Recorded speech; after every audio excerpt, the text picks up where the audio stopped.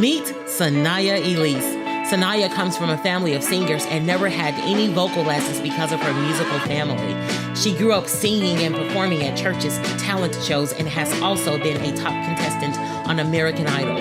She began singing at the age of 2 at a church where her mother directed the choir. Cyniah Elise is inspired by all types of music. She feels that each genre has a beautiful story to tell. Cyniah Elise's dream is to win Grammys, sell out tours, and be a great artist. Well, stand by because this musical powerhouse is on her way to the top. Happy Thursday! Welcome to I Need a Session. I have my very special guest with me today. Welcome, Cyniah Elise! Hello! Thank you for having me. Thank you. Thank you so much for joining me. I was just so blessed to meet Cyniah this year.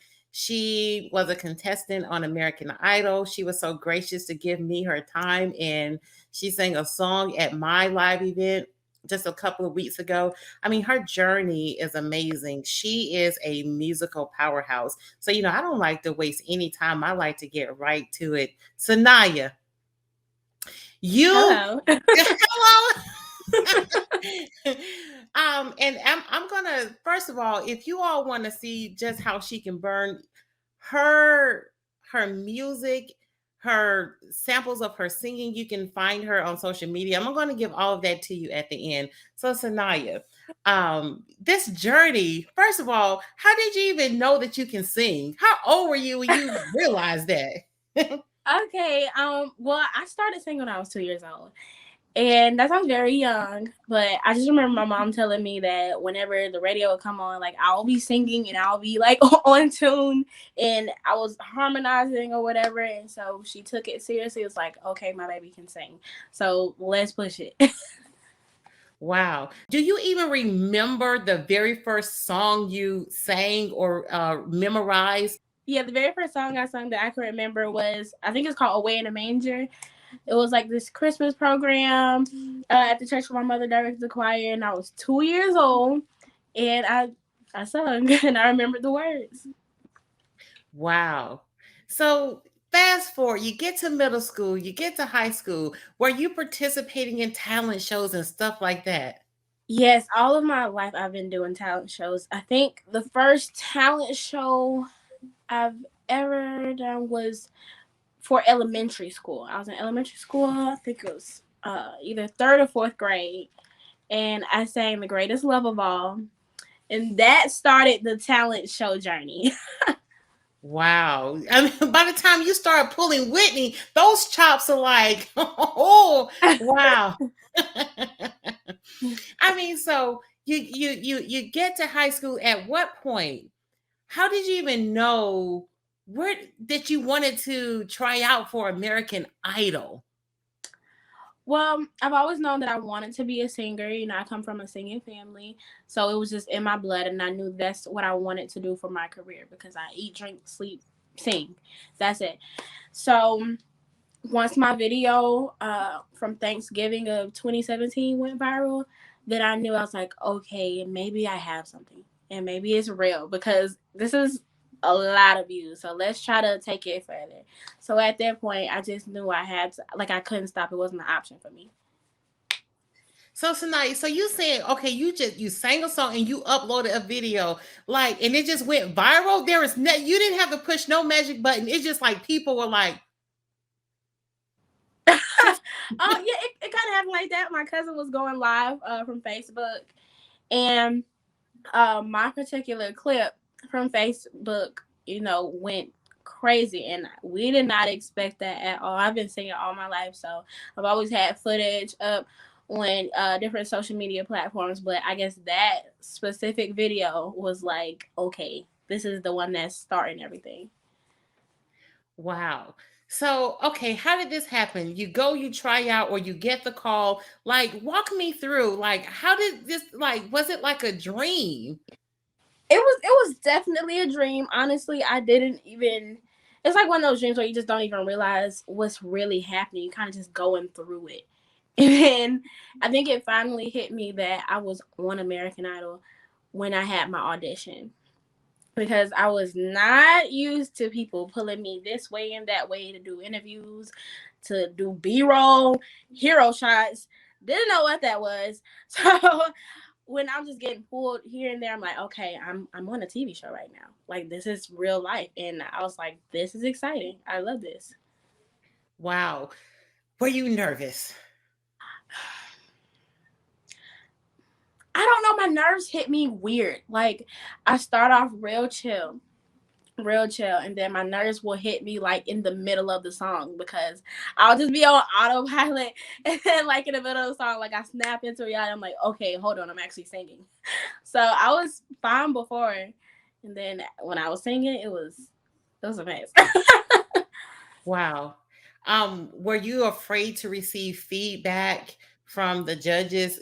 Did like, oh my gosh, what are they gonna say? Because in your mind, you could feel like you did one way, and then you get the feedback.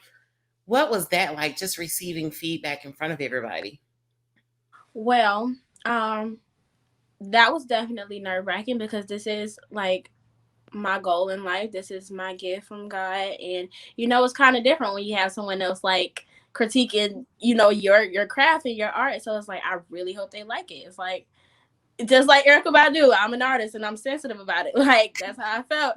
That's it, honey. Yes. Yes. Yes. Yeah.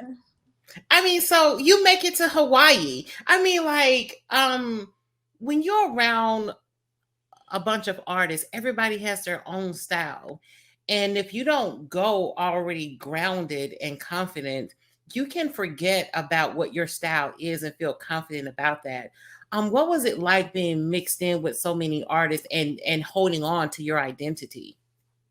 Um, for me, it was just like knowing myself and knowing like my purpose, like why I was there, and not to be discouraged, because there's always someone that, they have something that you feel like you don't have, that you might feel like is better than yours, but you have to realize what you do have, and like what, being in top 20, I realized that a lot of people, everybody in there could sing. Mm, Everybody.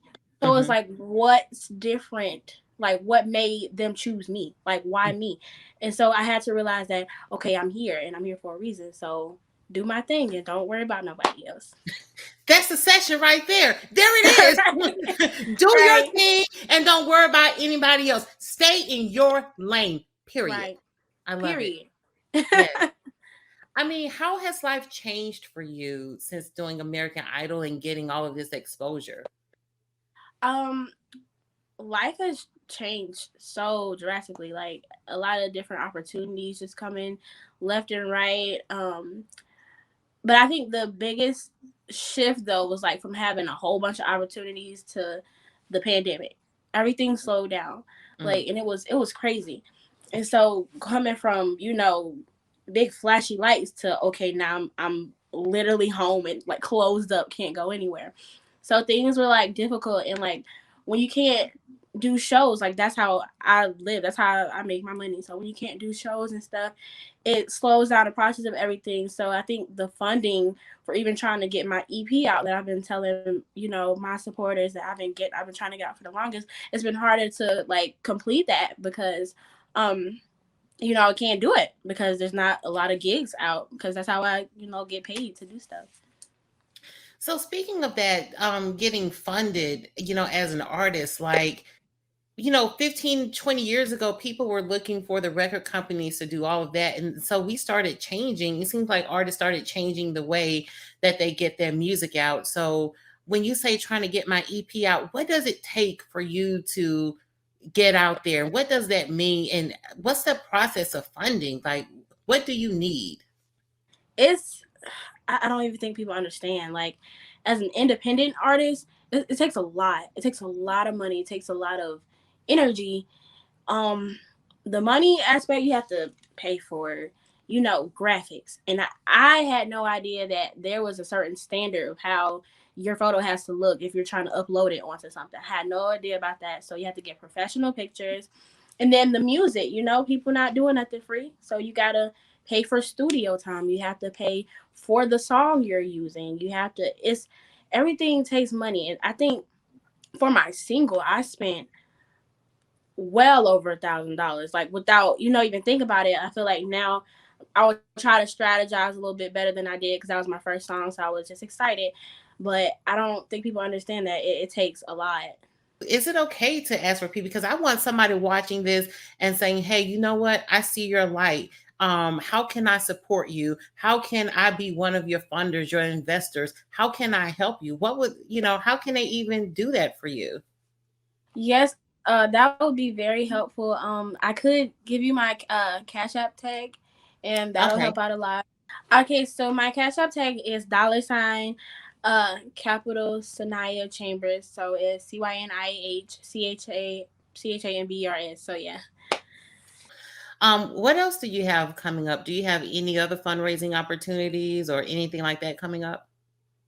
Okay, so actually have something in the works because I'm a big advocate for like mental health and everything. So I do want to make sure like when I get things that I'm able to give back to my cause, like like what makes me want to do things. I want to make sure that people feel like they have a voice, and when I get things, I want to make sure I can give back. So I'm working on setting that whole thing up for us. When people donate to me, that a portion of it goes to the foundation for mental health. I'm still looking for everything, so it's coming. But I just want to get that out there.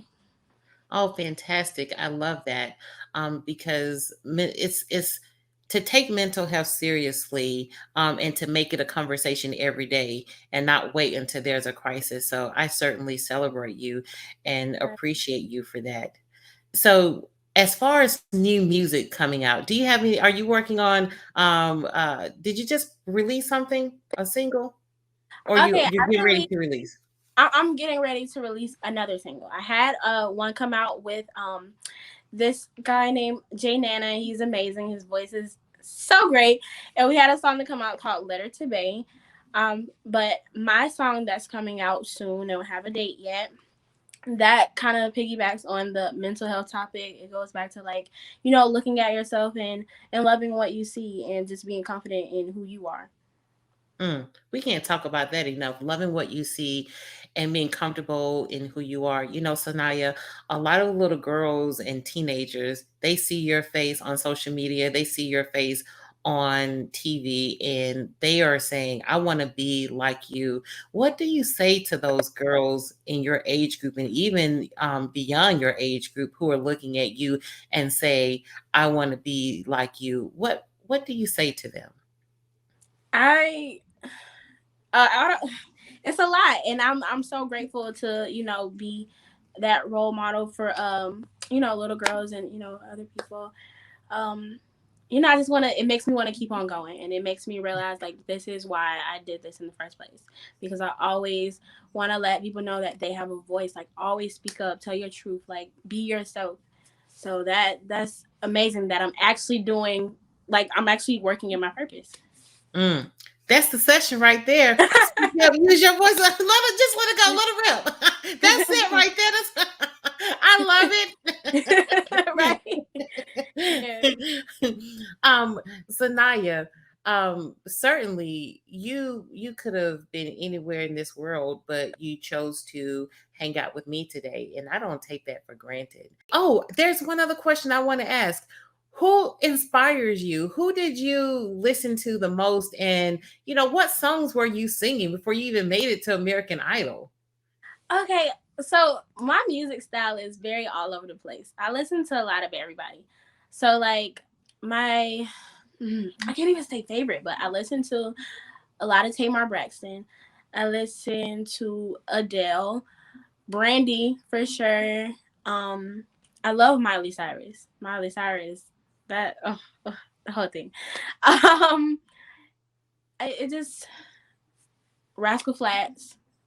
It's Wow. a lot. It's a lot. Oh yeah, yeah. Hey, from Rascal Flats, Miley Cyrus, Whitney Houston. Oh yeah, I love it. Oh, And and so Jasmine Sullivan. that Jasmine Sullivan. Oh yeah, this is Jasmine with the runs. Yes, ma'am. Yes. Yes. So now when you're not singing, what else brings you joy? When I'm not singing, I'm working on just my other business. I have a sugar shop business where do different dip treats or whatever. And it really helps to mellow me out. Like the day could be super stressful, and I just like when I'm doing that in my zone, it's like my calm. So that and hanging out, well, pandemic, but with the people that I see on a regular, hanging out with those people. Oh, cool. Dip tree. So you still have some of your same friends that you had before you got all this exposure? Yes, some of them, yeah. Yeah. Some, I get So yeah. it. Yes, and I know you've met a lot of amazing people along the way as well. Yeah. Yes, I have. I'm grateful for those people too. I'm grateful for literally everybody in my life. Yeah, absolutely. So Naya, I'm so proud of you. I'm so proud to know you. I'm so proud of everything that you're doing. May your light continue to shine bright. May people see this and say, hey, I want to sow into her. I want to see her grow and go. So again, be sure to look in the show notes for the Cash App for her social media handles. All of it will be there right under here. Just look in there and you can have a direct link too so you can learn more about Cyniah Elise. Cyniah, thank you so much. Thank you so much for having me. Absolutely. All right. I'll see you all next Thursday. If anybody has not told you today, let me be the first to tell you, you are amazing. See you next week. Onward and upward.